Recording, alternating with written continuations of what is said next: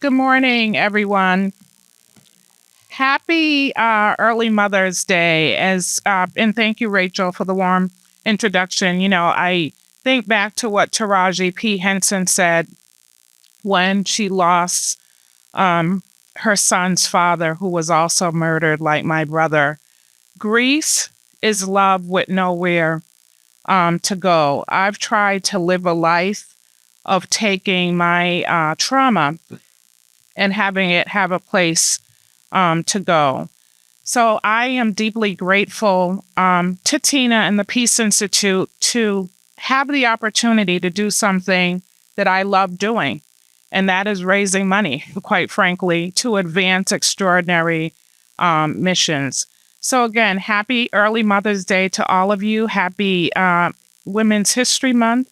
I am so happy to see my dear friend, Mayor Michelle Wu, who, Rick, you're right, she did an incredible job last week.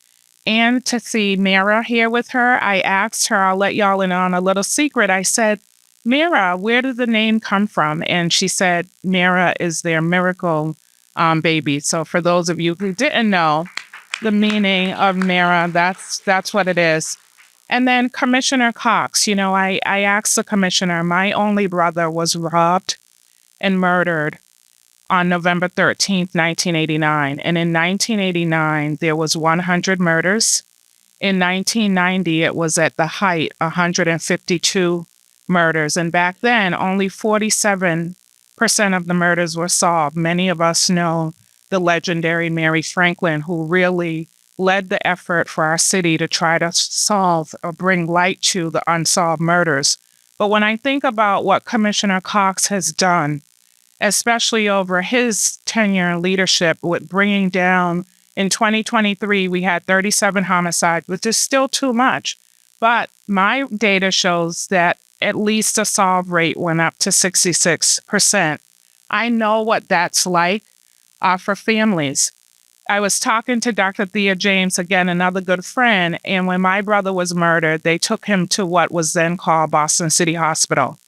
And with all that's going on with our country, the removal of DEI, the removal of all of the things, I said to Thea, I will never forget BMC. Most of my career is in healthcare. So Pat, like Commissioner Cox, my care is at Beth Israel. Why? Because Beth Israel is one of the few places that I could find a Black primary care physician, but I've worked at Children's. I've worked like Cindy's at Man's Greatest Hospital. I spent 9 years at Mass General Hospital. Most of my career has been in healthcare. And I said to Thea, I'll never forget, BMC had a tagline that they deliver exceptional care without exception. And to this day, I could remember, Mayor Wu, when my brother was murdered. Again, he was robbed. He gave his wallet, 3 bullets in his back, 100 yards from my mother's home. We know that pain. So Tina, they whisked him to Boston City Hospital. No one came and told my mother right away. So by the time we got there, it was like a movie, y'all. I still remember it.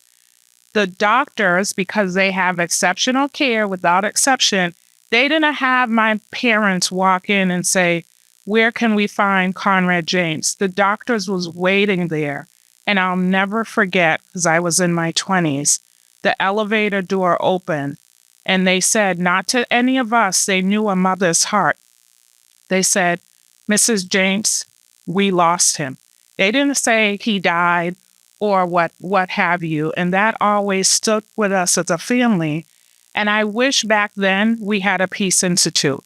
So it is for that reason that I am so proud to partner with my co-chairs to try to raise 25, but not even try, we're going to do it.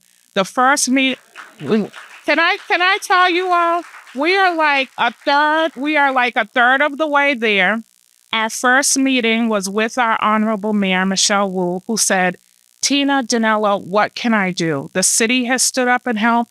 My good friend, State Representative Chris Warrell is here.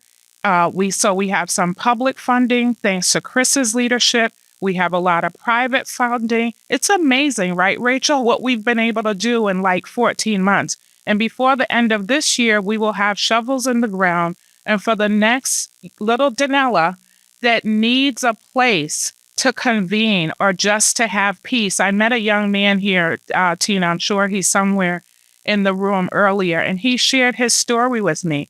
He was on the other side of it. Y'all, I got to tell you, it took us as a family a long time to forgive, because when they catch the person who did it, you've got to go to, parole hearings and all of the things. And I had felt like our person was just getting hardened. But the person I met here this morning, he told me, he said, I was on the other side of that. But then while I was incarcerated, I lost two of my brothers to homicide. And you know what I said to him, Tina? I said, have you made peace with the family? And he said he did. And I was so proud of that.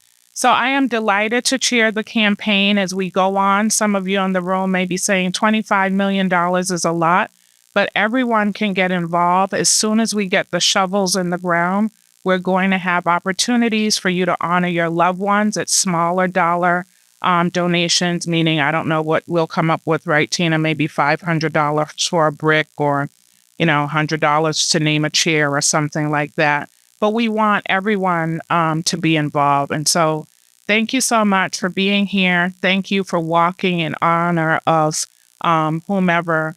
This year I will walk. I lost my beloved mother on June 26, 23, and that pain never went away. And I remember, Tina, when you came and asked me, remember we were sitting meeting, Tina came and asked me to chair the campaign. And at the time, remember, I was just coming from Beth Israel Hospital, where we knew my mother had terminal cancer. And Tina was very good in terms of, Denella, we want you to do this, but we get it. But I felt like I would be doing this in honor of both my mother and my brother. So thank you so much.